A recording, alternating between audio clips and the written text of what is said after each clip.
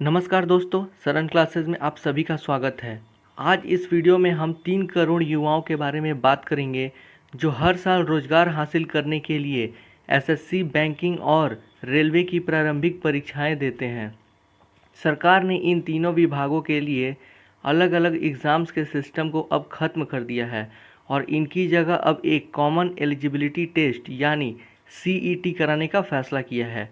आज के बाद से सरकारी नौकरी पाने का रास्ता पूरी तरह से बदल गया है और ये पहले से भी आसान हो गया है।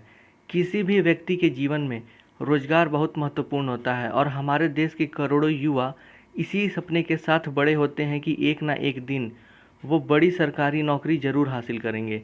लेकिन आज के बाद से सरकारी नौकरी पाने का रास्ता बदल गया है। इस बात की सूचना वित्त मंत्री निर्मला सीतारमण ने 2020 के बजट में पहले ही दे दिया था और अब ये सरकार द्वारा भी अप्रूव हो गया है। अब करोड़ों युवाओं को बैंकिंग, रेलवे और स्टाफ सिलेक्शन कमीशन यानी एसएससी की मुख्य परीक्षाओं में बैठने के लिए अलग अलग प्रारंभिक परीक्षाएं नहीं देनी होंगी। इससे पहले इन विभागों के लिए 3 चरण में परीक्षाएं देनी पड़ती थी। सबसे पहले प्रारंभिक परीक्षाएं यानी पीटी, उसके बाद मुख्य परीक्षा यानी मेंस, फिर डिस्क्रिप्टिव और आखिर में इंटरव्यू लिया जाता था और इसके आधार पर छात्र छात्राओं का चयन किया जाता था। लेकिन अब इस नई व्यवस्था के तहत इन अलग अलग सरकारी विभागों के लिए अलग अलग परीक्षाएं नहीं देनी होंगी।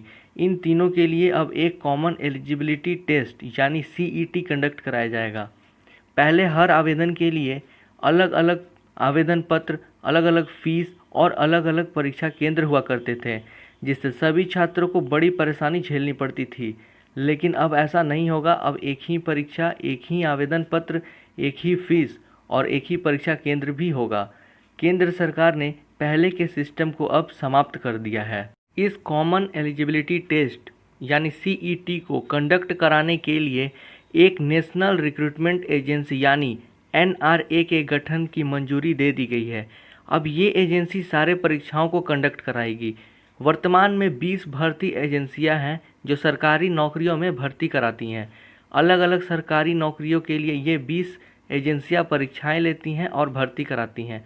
हर अलग परीक्षा के लिए छात्र अलग अलग आवेदन करता है, अलग फीस जमा करता है और अलग अलग परीक्षा केंद्रों पर जाकर परीक्षाएं देता है।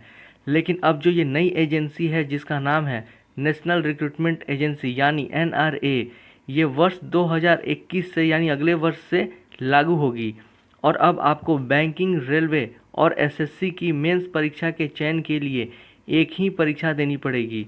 बाकी 17 एजेंसियों को भी जल्द ही मर्ज किया जाएगा और इस सीईटी के अंदर लाया जाएगा। अब हम बात करेंगे फ़ायदा के बारे में।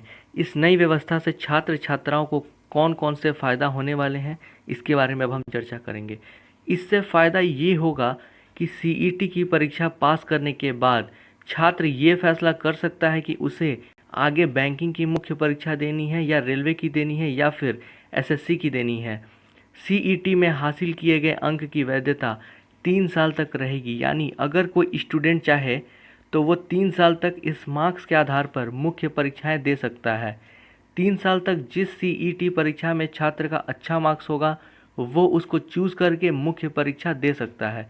फ़िलहाल एनआरए वर्ष में 2 बार सीईटी एग्ज़ाम कंडक्ट कराएगी और आप इस परीक्षा को दोनों बार दे सकते हैं। इस परीक्षा में ऑब्जेक्टिव क्वेश्चंस होंगे।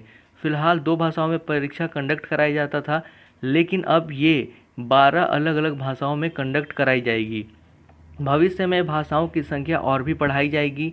इस नए सिस्टम से छात्र छात्राओं की परेशानी भी कम होगी। उन्हें बार बार परीक्षा सेंटर नहीं जाना पड़ेगा। अनेक छात्र छात्राएं परीक्षा देने जाते हैं तो उनके साथ उनके माता पिता, कोई एक गार्जियन ज़रूर जाता है। अब उन्हें भी राहत मिलेगी, उन्हें बार बार नहीं जाना पड़ेगा। जाने का खर्च, ट्रैवलिंग कॉस्ट, रहने का खर्च, सभी चीज़ों से छात्र छात्राओं को छुटकारा मिलेगा। अब हम बात करेंगे सामान्य पात्रता परीक्षा यानी सीईटी कितने स्तरों पर होगी। तो सीईटी 3 अलग अलग स्तरों पर आयोजित की जाएगी। इस परीक्षा को 10वीं, 12वीं और ग्रेजुएशन पास किए छात्र दे सकते हैं, लेकिन ये परीक्षा अलग अलग पदों के लिए कंडक्ट कराई जाएगी, इसलिए इनके लेवल्स भी अलग अलग ही होंगे। आप सभी लोग एक बात ध्यान में रखिएगा कि ये केवल प्रारंभिक परीक्षा के लिए है। उसके बाद आपको मुख्य परीक्षाएं यानी मेंस देना होगा और मेंस अलग अलग होंगी और इंटरव्यू भी आपको क्लियर करना होगा, तब आपकी नियुक्ति किसी पद पर हो सकती है। आप इस CET परीक्षा को कितनी बार भी दे सकते हैं और खुद के मार्क्स को इम्प्रूव कर सकते हैं। आपके मार्क्स को प्राइवेट संस्था के साथ भी शेयर किया जाएगा। आपके मार्क्स के आधार पर आपको वहाँ भी नौकरियाँ मिल सकती हैं। आप प्राइवेट कंपनी में भी बता सकते हैं कि आपने CET के एग्ज़ाम्स को क्लियर किया है। आप अपने मार्क्स को वहाँ बता सकते हैं और प्राइवेट नौकरी भी पा सकते हैं। अब हम बात करेंगे परीक्षा केंद्र के बारे में। परीक्षा केंद्रों की संख्या बढ़ाई जाएंगी। 1000 से अधिक केंद्रों पर CET आयोजित की जाएगी। सरकार ने बोला है हर एक जिला में एक परीक्षा केंद्र बनाई जाएगी और काफ़ी सख्ती से परीक्षा कंडक्ट कराई जाएगी ताकि धांधली की कोई गुंजाइश न रहे।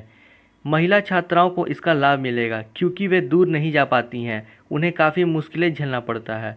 छात्रों के समय में भी बचत होगी, उन्हें दूर सफ़र नहीं करना पड़ेगा और होने वाले खर्च में भी कमी आएगी। वीडियो के आखिर में आप इस ट्वीट को देख सकते हैं। प्रधानमंत्री नरेंद्र मोदी जी ने राष्ट्रीय भर्ती एजेंसी के गठन और इसके द्वारा सामान्य पात्रता परीक्षा CET के आयोजन के कदम को लेकर कहा कि यह राष्ट्रीय भर्ती एजेंसी करोड़ों युवाओं के लिए वरदान साबित होगी। यह कई अलग अलग परीक्षाओं को समाप्त करेगी और इससे समय एवं संसाधनों की भी बचत होगी और इससे पारदर्शिता को बढ़ावा मिलेगा। तो ये था एक बड़ा अपडेट जो कि एग्ज़ाम्स के पैटर्न्स के बारे में था कि क्या क्या नए नए बदलाव आए हैं। आगे जो भी अपडेट्स होंगे उससे आपको अपडेट किया जाएगा। अगर किसी को किसी प्रकार का डाउट हो तो वो कमेंट सेक्शन में कमेंट करके पूछ सकता है। तब तक के लिए bye and thank you for watching this video.